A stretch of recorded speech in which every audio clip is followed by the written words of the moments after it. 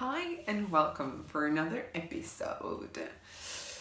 As always, feel free to make yourself a cup of tea or coffee, take a glass of water, find a comfortable seat in your sofa, or plug me into your ears and go for a walk. Today, when I record this, it is such a nice day. Clear blue sky and sunshine, and I've already been out for a few walks, and in a few hours when hubby and I finish work for today, then there will be another walk.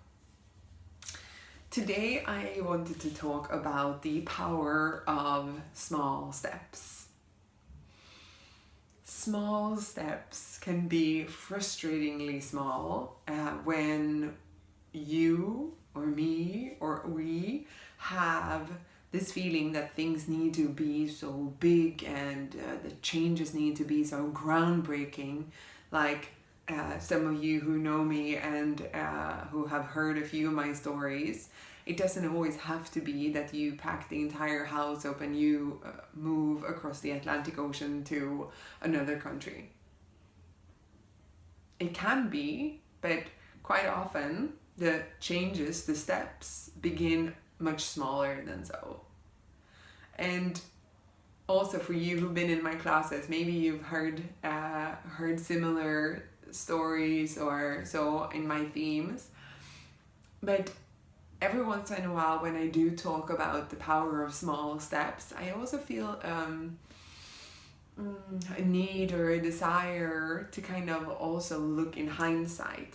Because we often indeed get frustrated by the fact that the small steps take time and we think that nothing is really happening and oh my god, I just want change. And you want it to be big and often it isn't. So sometimes it's quite helpful to look in hindsight, to look back and think, okay, where was I 3 years ago, or what was happening in my life 5 years ago, or like in my case, if I look even 10 years ago, I was definitely not a yoga teacher. I am thinking, had I met Thomas yet? What is it now? It's 2020. No, I hadn't even met him yet. I had to think about when was it we met. But 10 years ago, I was living a completely different life back home in Gothenburg, Sweden. I was in a job that I definitely did not like, and I did not have these dreams of becoming a yoga teacher. I, for sure, just know that I was quite frustrated so often about not knowing, what am I going to do with my life? What should I become when I grow up? Yes, it's okay to have those questions when you're 30 or 35 or 40 or even later as well. What am I going to become when I grow up? When I become older? And as I said, 10 years ago, I did not know that I was going to be a yoga teacher.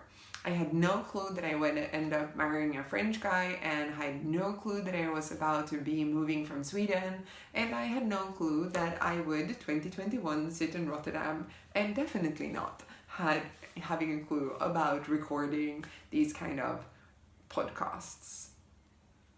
So the power of small steps. It's like this. We have a postcard that we got from a dear friend of ours, and I have seen it also in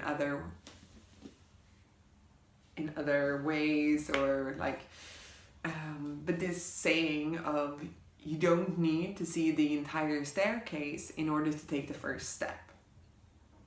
You don't need to see the entire staircase in order to take the first step. But quite often it is important that we actually do take the fucking first step. That we just begin. And that we put one foot in front of the other. And little by little, a little becomes a lot. It is all these small changes. It's the small steps that lead us forward, that propel us forward. And it's very seldom that the path forward is like this, straight. No, it's more like taking various detours, and you go back and you start over and you realize, oh darn it, this was a dead end, And it's about trying. It's about reinventing yourself. It's about realizing that it's not about a mistake or doing mistakes and fucking up or so on, but it's about learning. And sometimes you have learned what you are not going to be doing, or where you do not want to live, or whatever it might be. So not being so afraid of failing and thinking, oh my god, I can't quit this, I just began, or thinking that we have to know what we're going to be working with or doing for the rest of our lives. No, it's about figuring it out and trusting that the process and the power of the small steps is what will get us there. Sometimes when you look in hindsight, you can see the bigness of it all. As said, I've moved over the Atlantic Ocean now 2 times. The first time when we moved from Sweden to the US because of my husband's work, and the second time when we were moving back from the US to Europe again. And again, if anyone would have said 10 years ago to me, like, hey, you know what? You are going to meet a French guy who you will follow to the US because of his work. While you are in the US, you will train to become a yoga teacher. And then when you are back in Europe, this is going to be what you will be working with. Maybe I'll be a yoga teacher for the rest of my life. Maybe not.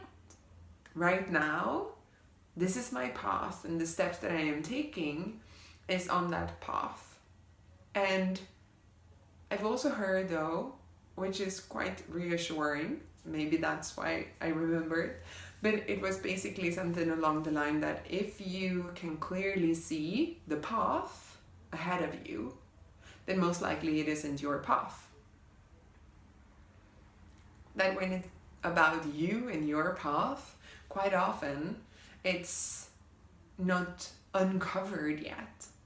And that's also why the steps need to be small, because you're kind of creating your path. You're creating that will come. And yes, it is frustrating to not see it clearly, to not know that, okay, in 1 year time this is going to happen, and in 5 years time I'm going to be there. Some people magically manage to have that and do that, and good for them, but the majority of us don't. And the majority of us, I think, can quite often feel frustrated in that process of not knowing. So that's why this little pep talk and a little background kind of thing for me.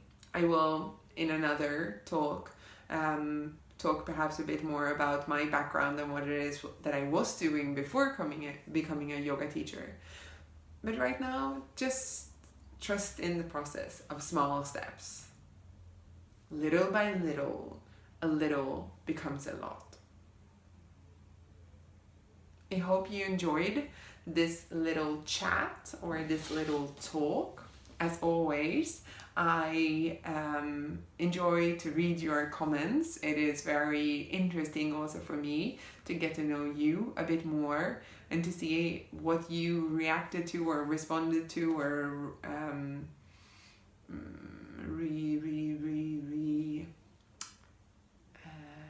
not responded, nope, that word just went out of my head. Anyways, feel free to leave a comment if you want to, and I hope to hear from you or see you or talk to you next week. Bye!